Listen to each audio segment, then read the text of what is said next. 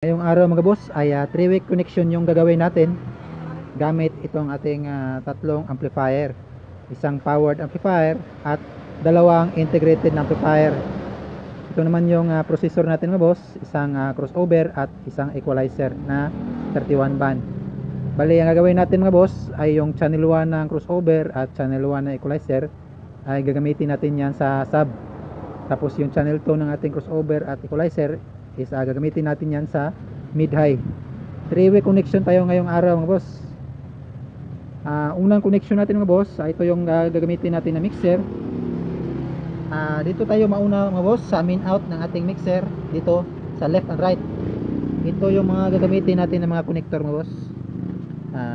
PL yung gamit niya sa kanyang left and right na main out. Ito yung gagamitin natin, itong dalawang PL to RCA mga boss, kasi ito yung ginagamit niya. Ito yung PL to RCA. Ito connect natin itong dalawa dito mga boss sa left and right. Tapos yung kabilang dulo mga boss, itong dalawa ay mag-i-input ito dito sa ating equalizer. Yan, mag-i-input siya sa left. Yung left mga boss ay mag-i-input sa channel 1. Tapos yung right mga boss na galing sa ating mixer is mag-i-input sa channel 2. Yan, mag-i-input sa dyan. Tapos yung out ng ating equalizer mga boss, channel 1 at channel 2, yung channel 1 mga boss is mag-i-input dito sa ating channel 1 ng ating crossover. XLR to XLR yung gagamitin natin mga boss dito. XLR to XLR. Ito channel 1 mga boss, out ng ating equalizer. Yan, out is mag-i-input siya sa ating crossover, channel 1 din. Tapos yung out ng ating equalizer mga boss sa channel 2, yung out nya, yan, is mag-input siya dito sa channel 2 ng ating crossover. So yan, pagkatapos mga boss, dito tayo sa out naman ng ating crossover. Dahil yung channel 1 ng crossover natin at channel 1 ng equalizer is yung sub natin.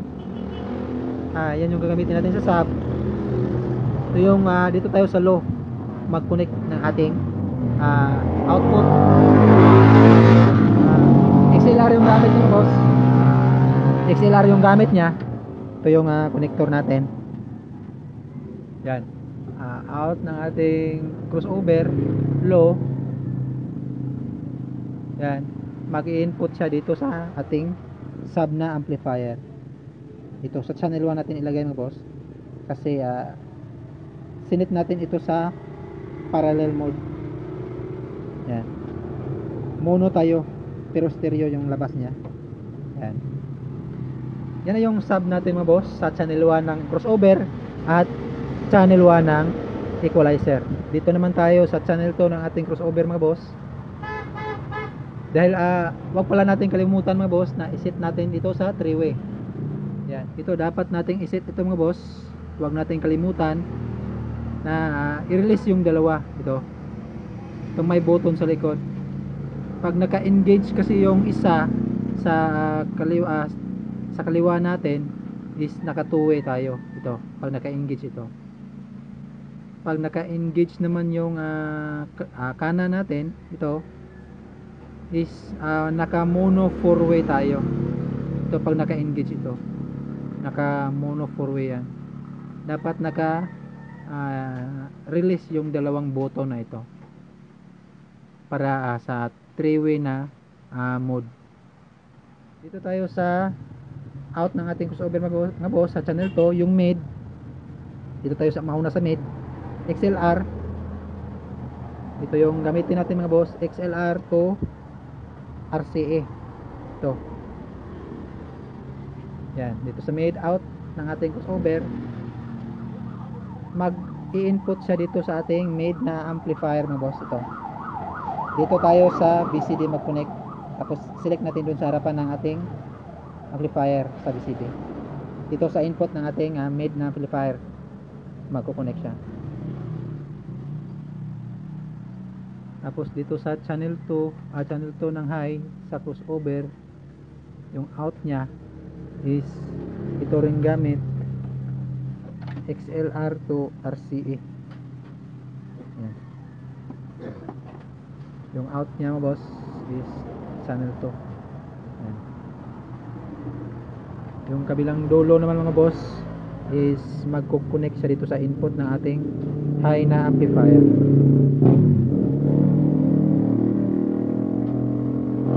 Ganyan lang kadali mga boss yung connection natin sa 3-way. Una nating i-sound check mga boss ay itong si high na amplifier.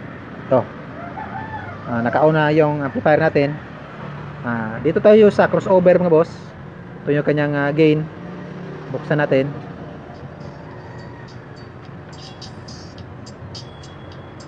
Yan. Yan yung tunog ng ating high mga boss.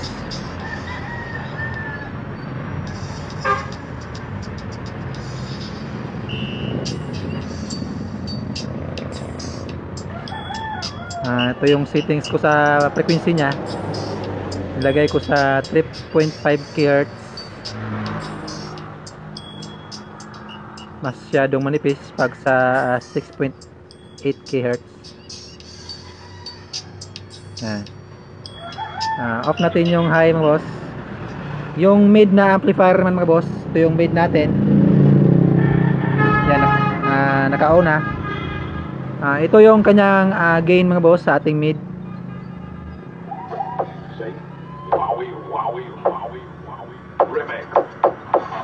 Yan.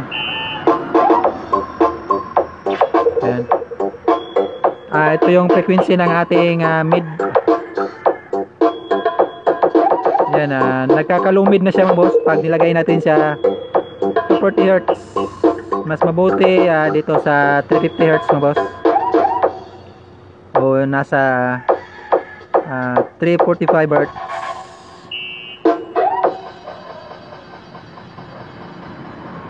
Boss. Yan, yung sub naman yung i-test natin mga boss. Ito yung sub amplifier nya. Yan, naka-on na. Dito tayo sa channel 1 mga boss dahil sa channel 1 natin nilagay. Ito yung kanyang gain.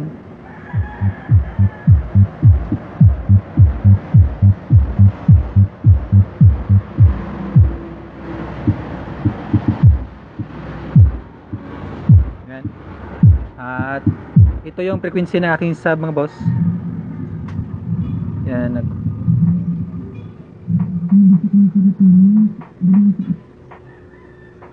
Yung frequency niya mga boss, nilagay ko sa 240 Hz yung frequency na kang sub. Pwede rin sa 140 mga boss, pero sa akin nilagay ko sa 240 Hz para kick talaga yung kanyang sub. Sa aking equalizer mga boss, ito yung settings ko, at ito yung settings ko sa mid high mga boss sa aking equalizer sa channel 2. Ito yung sa channel 1 sa sub. Yan. Pagsabayin natin lahat ng boss, yung sub at mid high.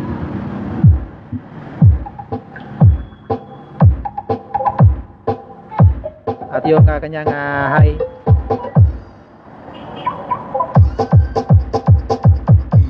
Wowie Remix.